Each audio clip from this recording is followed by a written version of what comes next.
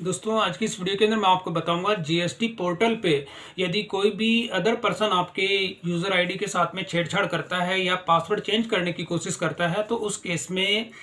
क्या होता है। यानी कि आप देखेंगे कि मेरा जो अपना जीएसटी पोर्टल था, यानी कि मेरे यूज़र जो था यूज़र नेम, और उसी में किसी ने जो है आज 4:09 पे तो पासवर्ड चेंज करने की जो है कोशिश की थी। और कोशिश करने का जो प्रोसेस होता है, यानी कि जब भी आप अपना जीएसटी पोर्टल ओपन करते हैं तो उसमें फॉरगेट पासवर्ड होता है और फॉरगेट ही यूज़र नेम होता है। तो अगर किसी को आपका यूज़र नेम पता होता है और यूज़र नेम पर जब आपको उसको पता लग जाता है तो उस केस में वो अगर पासवर्ड चेंज करना चाहता है आपके इसके पोर्टल का, तो उस केस में आपके मोबाइल पे और जो आपका रजिस्टर्ड ईमेल आईडी होता है उस पर आपको एक ओटीपी रिसीव होता है। और वो ओटीपी जब तक आप किसी को शेयर नहीं करते हैं, जब तक आपके पोर्टल का पासवर्ड चेंज नहीं होता है। और अभी हाल ही में अपना जीएसटी पोर्टल पे एक अपडेट और हुआ है कि यदि कोई भी अगर आप डिवाइस चेंज करते हैं या विंडो आपकी चेंज होती है तो उस केस में भी वो आपसे ओटीपी जो है आपके नंबर पे रिसीव होता है और वो बिना ओटीपी के वो लॉगिन नहीं होता है। चाहे आपने अपने पासवर्ड करेक्ट उसमें एंटर किए हों, लेकिन एंटर करने के बावजूद भी आपके रजिस्टर्ड मोबाइल नंबर पे जो है ओटीपी रिसीव होता है। ये 2 फैक्टर ऑथेंटिकेशन होती है जीएसटी पोर्टल की ओर से। तो यहाँ पर मैं आपको अपना ये मेरा रजिस्टर्ड ईमेल आईडी है, इसमें मैं आपको यहाँ पे टाइम दिखा देता हूँ। और आज की डेट है, आज जो है 11 दिसंबर है, और इसमें आप देखेंगे 4:09 ये कंटिन्यू जो मैसेज आ रहे हैं ये जीएसटी पोर्टल से आ रहे हैं, यानी कि डू नॉट रिप्लाई @gst.gov.in। तो यहाँ पर आप मैसेज, अगर मैं आपको कंटिन्यू यहाँ पे स्क्रॉल करके दिखाता हूँ तो टाइमिंग आप देखेंगे 4:09, और हर ईमेल के अंदर अलग अलग ओटीपी है। आप देखेंगे यहाँ पे टोटल, अगर मैं आपको मैसेज ये दिखा देता हूँ 4:09 पे हैं, और ये सारे के सारे जो मैसेज है विद इन ए सेकेंड मेरे को जो है मोबाइल पे कंटिन्यू ये मेरे को रिसीव हुए थे 4:09 के अंदर, यानी कि 40 सेकंड तक ये मैसेज मेरे नंबर पे कंटिन्यू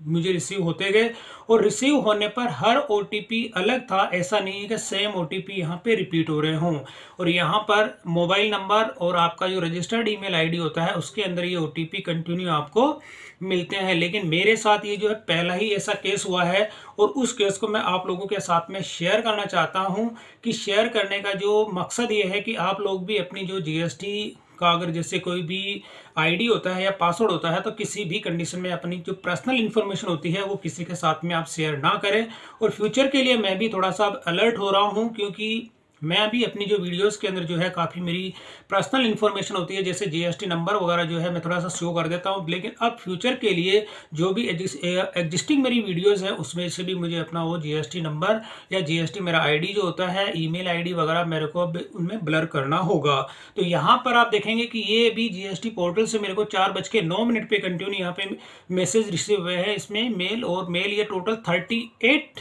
यहाँ पे मेल है, और इसी के साथ ये 38 ही मेरे को टेक्स्ट मैसेज मेरे नंबर पे रिसीव हुए थे।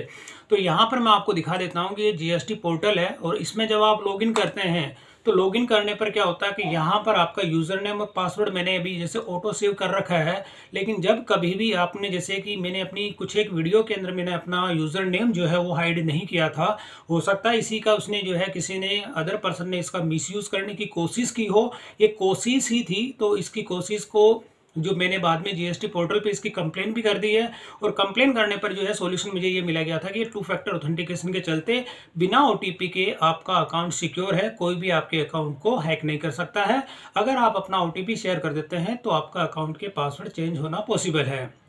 तो यहाँ पर जब कोई भी फॉरगेट पासवर्ड पर जब क्लिक करता है तो क्लिक करने पर आपका यहाँ पे आईडी, यूज़र नेम और पासवर्ड जब आप यहाँ पे एंटर करते हैं, एंटर करने के साथ ही जैसे आपने पासवर्ड अगर आप भूल जाते हैं तो आपको क्या करना होता है, यहाँ पे यूज़र नेम एंटर करना होता है। और यूज़र नेम एंटर करने के बाद में यहाँ पे कैप्चा कोड होता है। तब जैसे आप देखेंगे कि यहाँ पे जब यूज़र नेम आप एंटर कर देते हैं, जैसे कि मेरा यहाँ पे आप देखेंगे यूज़र नेम मैं एंटर करूँगा, और एंटर करने पर ये कैप्चा कोड जो होता है ये भी इसमें टाइप करना होता है। तो मैं अगर ऑन एन एवरेज ये मान के चलता हूँ कि ये कैप्चा कोड और यूज़र नेम अगर हम टाइप करते हैं तो ओटीपी जनरेट होने में अप्रॉक्स 2 से 3 सेकंड का टाइम लगता है। यानी कि एक ऑन एन एवरेज आप चाहे कितना भी फास्ट इसमें अगर काम करते हैं, अगर कॉपी पेस्ट भी आप करते हैं, जैसे यूज़र नेम आपने कॉपी किया और पेस्ट कर दिया, तो पेस्ट करने के केस में तो क्या होता है कि यहाँ पर आप देखेंगे पेस्ट भी काम नहीं करता है। लेकिन अगर आप ओटीपी जो है आपका, और जो कैप्चा कोड होता है, ये कैप्चा कोड जो है इसको भी अगर आप टाइप करते हैं, ये भी थोड़ा सा, इतना थोड़ा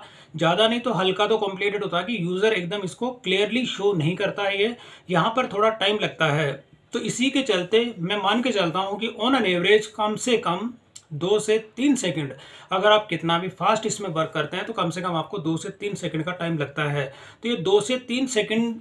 टाइम लगने के बाद में आपका ओटीपी रीजनरेट होता है। तो यही चीज़ मैं थोड़ा सा इस चीज़ को समझ नहीं पाया कि यहाँ पर आप देखेंगे कंटिन्यू 4:09 पे मेरे को जो है 40 सेकंड के अंदर 38 जो मैसेज होते हैं वो मुझे कैसे रिसीव हो गए हैं। क्योंकि ये टेक्निकल फॉल्ट होता है या ग्लिच होता है, तो मैं इस चीज़ को थोड़ा सा एक्सप्लेन भी नहीं कर पा रहा हूँ कि 1 सेकंड के अंदर कोई भी अगर ओटीपी भी जनरेट होता है पोर्टल के अंदर, तो यहाँ पर यूज़र नेम डालते हैं और उसमें दोबारा रीजनरेट करने के लिए कैप्चा कोड जो है हर बार चेंज हो जाता है। जब कैप्चा कोड अगर हर बार चेंज हो रहा है, चेंज होने के केस में जब आप दोबारा उसको री एंटर करते हैं तो आपको ऑन एन एवरेज 2 से 3 सेकंड का टाइम लगता है। लेकिन यहाँ पर आप देखेंगे कि मेरे यहाँ पे जो है कम से come with in A second मेरे को कंटिन्यू मैसेज यहाँ पे रिसीव हुए हैं। तो दोस्तों,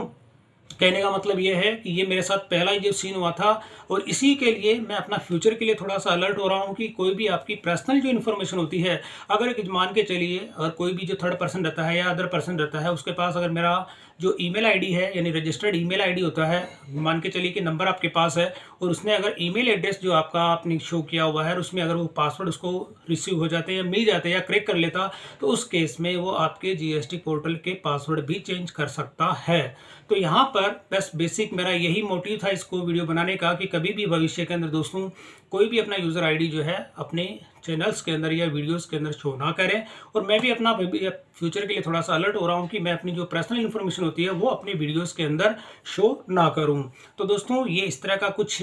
पहले ही मेरे साथ में सीन हुआ है। तो और इसका फ्यूचर के लिए क्या किस तरह की एक्टिविटी होती है, ये 2 फैक्टर ऑथेंटिकेशन होती है जीएसटी पोर्टल पे, वो भी एक्टिवेट है। उसी के चलते ये सिक्योरिटी के जो है जीएसटी पोर्टल भी अपनी जो है उसमें काफ़ी चेंजेस किया है हाल ही के अंदर। तो अगर कोई भी विंडो अगर आपकी अपडेट होती है या कोई भी यूज़र नेम चेंज होता था, कोई भी डिवाइस अगर आपका चेंज होता है, कहीं नई जगह पे आप अपना जीएसटी पोर्टल पे लॉगिन करते हैं, तो उस केस में अगर आपने बेशक पासवर्ड अगर करेक्ट एंटर किया है, फिर भी आपके नंबर पे या आपके रजिस्टर्ड ईमेल आईडी पे जो है आपको ओटीपी रिसीव होता है। और वो ओटीपी जब आप एंटर करते हैं उसी के बाद में आपको जो है जीएसटी पोर्टल लॉगिन होता है। और यहाँ पर सिक्योरिटी पर्पज से मैंने अपने जीएसटी पोर्टल के जो है पासवर्ड चेंज कर दिए हैं, और चेंज करने के साथ ही अब ये मैंने पोर्टल पे भी इसकी कंप्लेन को मैंने इरेज कर दिया है। तो अब फ्यूचर के अंदर जो भी इस तरह का विद इन ए सेकेंड जो मेरे को ये रिसीव हुए हैं, तो इस चीज़ का थोड़ा सा मेरे को भी कॉन्सेप्ट क्लियर नहीं हो पा रहा है कि रीजनरेट जो ओटीपी होता है विद इन ए सेकेंड किस तरह से जनरेट होता है। तो इसका सॉल्यूशन जैसे ही मुझे मिलेगा तो मैं अपनी नेक्स्ट जो वीडियो होगी उसके अंदर इसका अपडेट दे दूंगा। तो दोस्तों, ये जीएसटी से रिलेटेड यानी अपने यूज़र आईडी जो होते हैं वो किसी के साथ में आप शेयर ना करें। जो अगर मेरे साथ में इस तरह का हुआ है तो ये भविष्य में आपके साथ ना हो। तो ये चीज़ें बनाने का मकसद आप देखेंगे ये सारे के सारे 38 ओटीपी मुझे रिसीव हुए हैं 4:09 और 40 सेकंड के अंदर ही सारे के सारे मैसेज मुझे रिसीव हुए हैं। तो इस तरह का अगर कोई भी टेक्निकल इश्यूज अगर आपको भी फेस करना पड़ा है तो आप कमेंट करके मुझे उसमें ज़रूर बताएं। तो दोस्तों, वीडियो पसंद आई तो इसे लाइक और शेयर जरूर करें और मेरे चैनल को सब्सक्राइब करना ना भूलें।